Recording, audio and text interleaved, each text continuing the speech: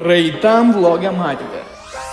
Na, žiūrėk, pirmą, opa, pasilink, būt geras, dabar tavo eilė, tavo, nu, kaip reikia daryti, kaip mama mokė, šaunuoliukas, bet tu, intensyvusi, truputį jos kaip aš ir jie po to intensyvus pasidaro. Na kągi, nauja diena, nauji iššūkiai, keliaujam, kur akis mato.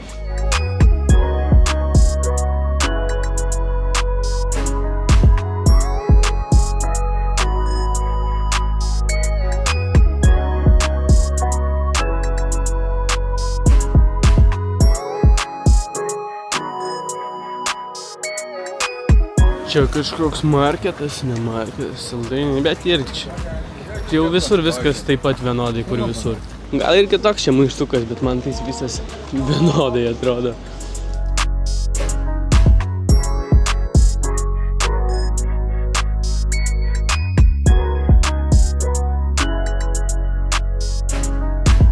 Nu taip, labai tas pats per tą patį veltis pradeda, bet gražu, dėl eilinį kartą nežydi, tai nieko tipo, latno, reikia čia per žydėjimus, eito ne šiaip vaikštinėti. Kažkaip vis prasilengiam, bet tokio turėtų būti viskas, va taip.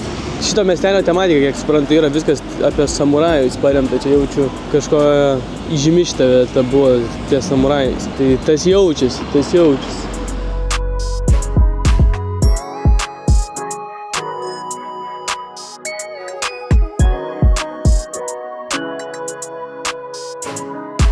Kas man patinka šitą miestelį, kad labai daug tokių kuriokliukų, kur bėga vanduo ir tokie chill will.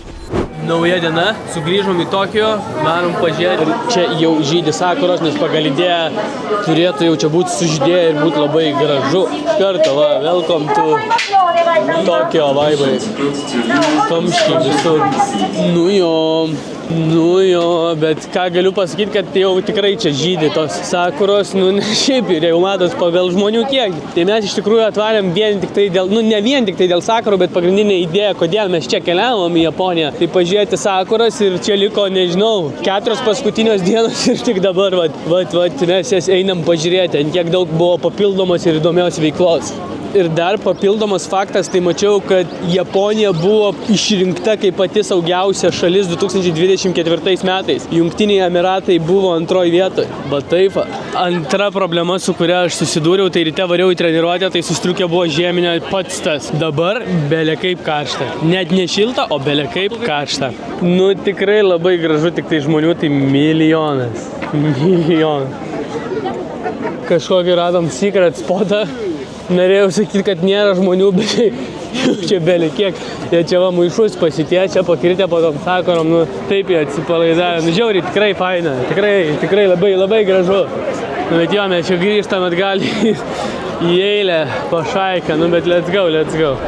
Pasižiūrėjom, patiko, užtenka, dabar reikia Pokemonų kortelių, varysim į anime pasaulį. Jau tenai buvom, praeitą kartą aš jums rodžiau, nepamenu kaip tiksliai vadinasi. Pabandysim surasti kokį retą booster box, kuris kainuotų normaliai ir būtų retas. Ir tada jau Lietuvoje spręsim, ar mes ją atidarom, ar vis dėlto laikom ir bandom kolekcionuotas booster boxus. Nežinau, bet turbūt kad atidarysim. Radom lokaciją, vienas pakelis, 158 štukos jenų, 200 štukų jenų. Čia irgi booster boxai įvairiausi. Žodžiu, reikia įsirinkti dabar tik. Nusipirkau. Apie 8 ar 9 eurų kainavo.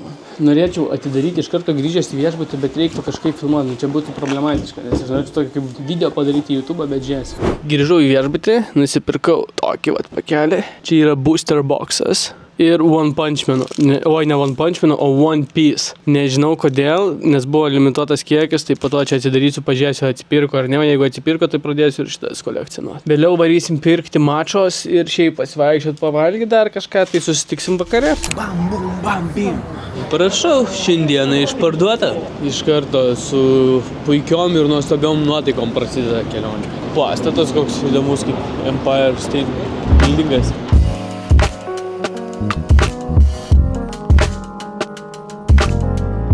nepamenu, kur baigiau, bet dabar steiką susileidau, esu patenkintas, esu laimingas. Jau ką, niekada neprašausi, tai čia pasiėmęs steiką. Niekada, manau. Toliau aš nežinau, turbūt, kad reikia varyti namo. Išsimiegoti.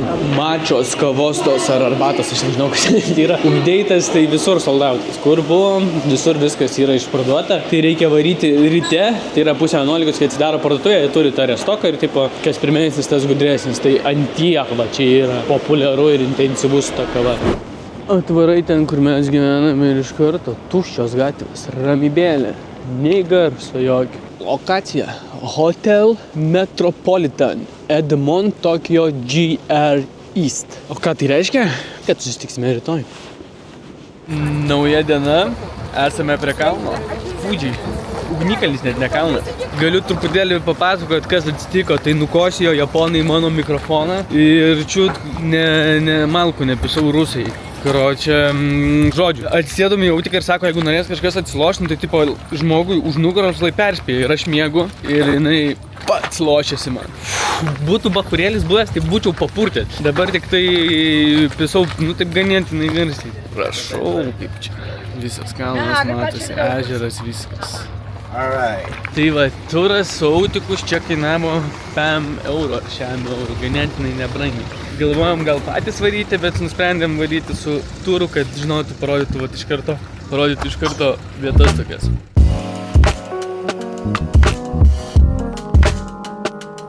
Jau kas, tai tikrai čia labai gražu. Žalumynai, sakurų medis, kiek suprantu, tada čia tasai ežeras. Ir aišku, čia galėjau biškai profesionaliau iš kito kampo filmuoti, kad iš karto matytųsi, bet va ir Misteris Fudžis iš karto. Tai tikrai toksai labai graži vieta.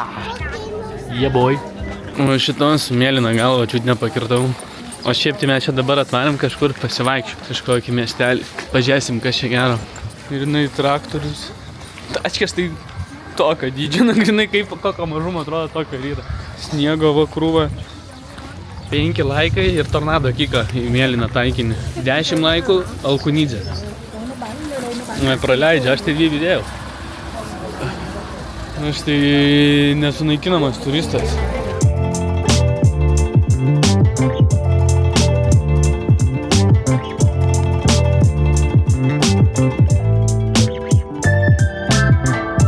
Labai gražios žuvis. Šį žodžiu pasiėmėm kiešoriuko, dabar pabandysim suderinti, kad tai padarytų saltą. O aptaškai karočią, tai vakarienę liksim. Jau, šį nieko nebijo. Fudžiamis. Blemba, gražus tas ugnikalnis, tikrai. Čia toksai kriukliukas padarytas, čia taip malūnėlis, turistėliai.